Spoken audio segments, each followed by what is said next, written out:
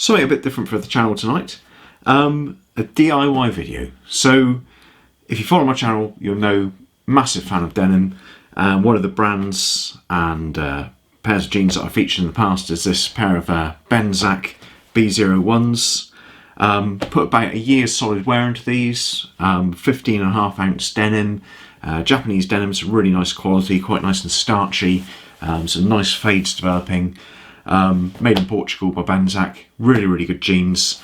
But like all denim, if you wear it hard, if you don't wash it that regularly to get those contrasting fades, you will experience some fatigue in the fabric, and even if you give it a soak, there's only so much you can do. So, as I've experienced with a number of pairs of jeans, the crotch is the area where there's quite a lot of wear, and these need a bit of repair to put a few more years of life into them and sort of catch that sort of blowout before it gets much worse. So what I plan to do is a Sashiko repair. I think we're probably all fairly familiar with that idea in the denim community. Sashiko is a traditional Japanese stitched repair, both functional and decorative, reinforcing the fabric and also adding a certain sort of style. And I've never tried it before. I've always admired those in the community that have. I think it can look really good. I'm not quite sure if it's going to look that good on my first attempt, but I will do my best. So I've bought some bits and bobs to allow me to do this. I actually sourced this locally. There's a place just down the road from me called Exeter Sewing Centre. I thought I was going to be able to pop in, can't do that. Thought I was going to be able to click and collect, couldn't do that either. So I actually ended up getting it mail ordered. So if this is a good resource, I'll put a link below. I don't think this is that hard to come by, but I'll certainly show you where I bought it from. So I've got a Sashiko stencil. Really nice pattern, the Seven Treasures pattern. I'm not quite sure if that's going to be a bit too bold for the small areas that I'm going to be reinforcing here, but I've got a plan B on creating my own stencil, which I'll get onto in a minute if that's necessary. But got the stencil. I've got a white marking pen to help mark out where I'm going to stitch. We've got some indigo cloth. In this instance, I'm just going to be putting it on the inside. I'm not going to be doing an external patch, just going to keep it simple with the white stitching on the outside. 12 weight thread. Actually looks a bit finer than I thought it would, but this is what they seem to recommend, so we'll go with that. Got some nice robust Sashiko needles, thimble to offer a bit of protection, and some pins which I bought just to pin the piece of material in place on the inside whilst I work out what's going on the outside. So let's get into it. So the first thing to do was getting the stencil in place. As I kind of expected, this was a little bit too bold, it was too large a pattern. So I raided the kids' craft box and I found these. These are actually sort of hammer bead templates, little plastic beads. And I figured if I could put a bit of chalk on the tip of each little column there, I could imprint or sort of place a template onto the denim, which I could then work with a simple grid, save me measuring it out, and it worked pretty well. So the plan was to use that and the white fabric marker to draw a simple pattern.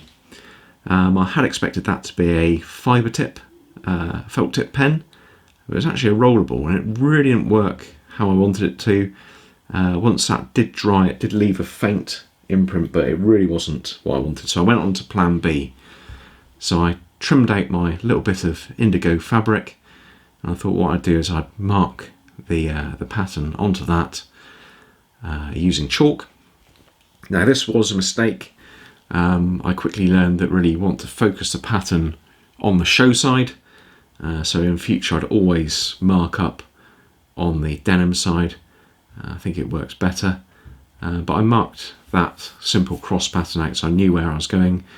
I pinned it in place. A few little pins there. And then started to stitch through. I use a single piece of thread for each line, once through and then back again. Again, very steep learning curve, very fiddly to begin with, hadn't really used a needle and thread before, and also working from the back to the front was a bit of an issue, but as time went on I got the knack of it. And then next evolution was learning that if you sort of bunched the material onto the needle and kept as much of the needle in the fabric as possible, you get a nice straight line. And then the next evolution after that was working from the front where you could see what was going on. As you stitch back through, you can then loop in and out, so you hit each point. Obviously each time you put a run in, you stretch it out, get the tension right, and then you just weave it back through, and that will hold the thread in place. So quite a lot learnt here, and there's a finished product. So that was my first Sashiko Repair done. As you can see, probably a bit different from what I had in my mind when we started off this video. Definitely a very, very steep learning curve. I'm sort of quite pleased with it. It's definitely not as good as I thought it might be, but at the same time, you know, the reality is that I've never wielded a needle and thread in anger before, so I think that's quite a good start. So in terms of what I learnt, I certainly learnt to keep it simple. So if you remember at the beginning of the video, I had in mind I was going to use this stencil, really nice pattern, but as I sort of tried to fit it into this space, I did have visions of doing all 4 panels, but it was really hard to make this fit and make this work in this space. So certainly a larger scale project for that pattern, I think. Also, that I don't think would have ended up looking that good. What I've gone for is a very simple cross pattern, pretty sort of agricultural in nature and therefore somewhat forgiving. I did quite find this, which is actually a hammer bead template, just with a bit of chalk rubbed over the top of it. That was quite a good way of putting down a stencil. I didn't have any luck at all with this white marking pen. It really didn't work for me. I don't know whether it's just technique or whether it's just not that great with denim. You can see some sort of faint outlines there, but it really wasn't working well enough and quick enough for me to work with that. I think one of my mistakes was to mark out the template onto the patch at the back, whereas actually, as I went through the process of doing this, it was quite clear that the attention needs to be on the show side. So if you're going to have a contrast stitch on the front here, yeah, you know, you've got to have your template marked out on this side and put most of your focus onto the front. One other thing about that sort of approach was the patch on the back. It does need to be very close contact, so you've got an accurate way of getting through the stitch without one side ruckling up, and making sure your pattern's consistent on both sides.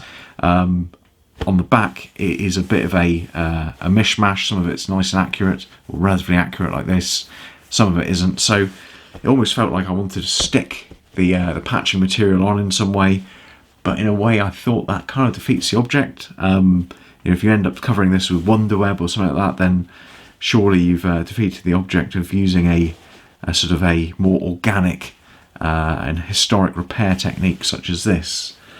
One real big learning point, and something which I had read about before, is that as you feed your needle through, and actually these needles here may not have been as strong as I might have liked, because it did sort of bend a little bit, but it did hold up all right.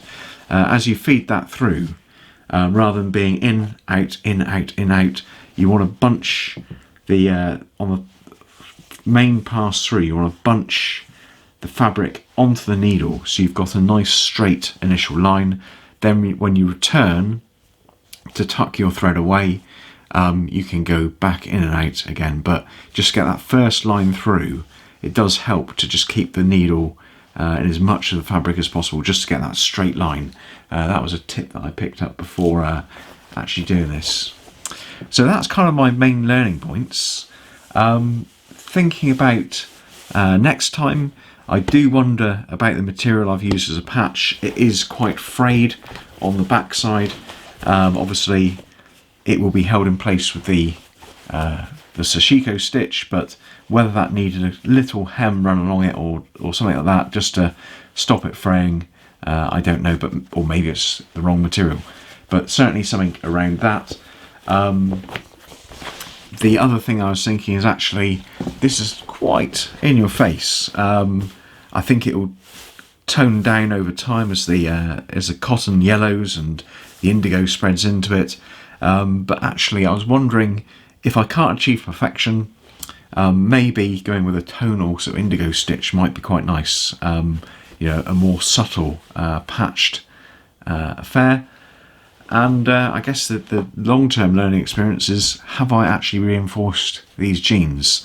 The blowout was just there. It does have a stitch across it, but you know, will this patch take the stress out of the denim and stop that spreading? I haven't obviously darned it, but I think taking the stress out will help strengthen and extend the life of the denim. Obviously, the main takeaway, or one of the main takeaways, is this is not a permanent repair. You can take this out and you'll find that the denim's been not harmed in any way. So I might revisit this. I might try some different things with marking out a more attractive pattern. I might go with a tonal thread. But yeah, that's all within your gift when you're doing a Sashiko repair. Okay, well that's about it. Hopefully you learned something. I certainly did. And at some point I think I'll probably do another video and just see if we can do a slightly better job and see if I've actually learned anything from this first experience. Okay, well if you haven't seen my channel before, please do check it out. DIY clothing repairs, you can probably tell, isn't my speciality, and this is the first on the channel, but lots and lots about good quality denim, Japanese denim, European denim, all sorts of stuff. Got a nice pair of Hyatts from the UK, but yeah, love a bit of denim. So if you're interested in that, please check out some of my older videos. Quality footwear, so heritage boots like Red Wings, that sort of stuff. Everyday carry, fountain pens, pen knives, that sort of thing. Do check out the channel. We might share some other common interests. If you've had a go on Sashiko repairs yourself, do share your experiences in the comments below. If you know any good online resources or other videos that I should watch, do highlight those to me. And yeah, if you thought this was in any way useful, please give it a thumbs up. If you want to subscribe to the channel, that'd be great. And that's about it. Okay, thank you very much. Bye bye.